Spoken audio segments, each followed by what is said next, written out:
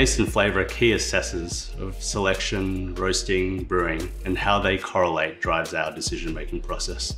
Similarly, for those who just enjoy drinking coffee, understanding the process of tasting and flavors will help you better appreciate your coffee and determine your preferences. Put simply, to distinguish between taste and flavor, we use taste factors such as sweet, salt, sour, bitter, umami, etc. Flavor, which alludes to more the sensation, so body, mouthfeel, aftertaste, temperature, the spiciness, the juiciness, etc. With coffee, the first thing to acknowledge is that coffee is a seed from a fruit. As a result, the conditions that it is grown in, its varietal, how it's harvested, how it's processed, how it's stored, how it's transported, roasted, and made are all factors in the taste and flavor in the cup. Our ability to interpret what we are tasting and describe the flavor, I believe, is a learned process. Whether you're a professional or a regular coffee drinker, how to acknowledge and articulate these sensations is something we build over time.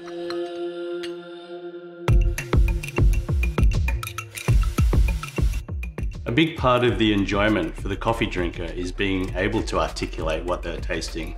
And a common way is to compare it to other foods or drinks, such as wine or fruits. Of course, this will vary depending on the audience, environment, and the culture you're part of. The SCA Coffee Flavor Wheel gives us a vocabulary common to coffees, especially if you live in a Western society. For us roasters and buyers, one of the main tools or methods we use is the process of cupping. Cupping involves a set of standards acknowledged worldwide, so there is a starting point to be all on the same page. Tasting more than one type of coffee is helpful in having points of reference. When comparing coffees, it's often easier to identify varying levels of acidity, body, sweetness, the different flavors going on as it cools, etc.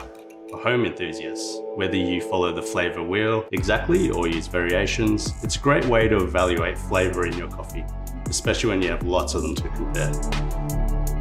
It's often helpful tasting coffees with others or those who work in the field to expand your coffee vernacular. And some third wave cafes frequently run coffee cuppings and tasting sessions for the public. Then again, you might just want to order a few different espressos from your local coffee shop and talk about the differences with a friend. Some of the things to look out for include bitterness, acidity, body, mouthfeel, and aftertaste. The aim is to make sure your coffee isn't necessarily dominated by any one of those, so it's more balanced and satisfying to drink. In the past, I've encountered customers who say their coffee is bitter, to which I reply, is it like an aspirin tablet on your tongue or a dark chocolate bitterness? And it's often neither, and we've realized that it just had a level of acidity that we're not expecting.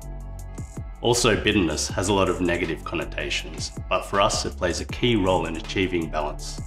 Imagine your favorite single region dark chocolate. It would have an underlying bitterness, but mix that with a lot of sugar and milk for balance, and it's a different story. On the flavor side of things, body is a descriptor associated with the weight of coffee on your tongue. Mouthfeel is exactly that. How does the texture feel in your mouth? Does it feel thin or perhaps like honey? With aftertaste, we're talking about what is the lasting impression. Does it end straight away or does the taste linger?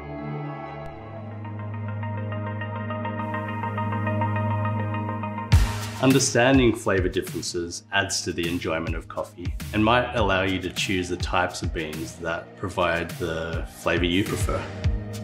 It helps us make more informed decisions in choosing what coffees we may want to drink, depending on what we feel like. For example, I might need a pick-me-up, so I'll go for something that is maybe natural processed, bigger bodied, more intense, with a really long aftertaste. Real slap in the face, double ristretto, which personally isn't really my go-to. Or if I've just had a big breakfast, I may want a filter coffee with lighter body, a bit more acidity and less intensity to see me through. I often just feel like tasting what's in season.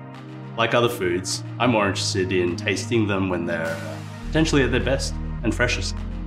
I generally lean toward coffees with less emphasis on body, but more delicate and with more acidity and complexity.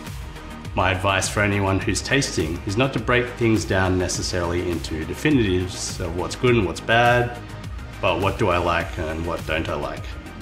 Hopefully this video has given you some examples of what to look out for, the differences in flavors, and how you can bring out the best in your coffee at home.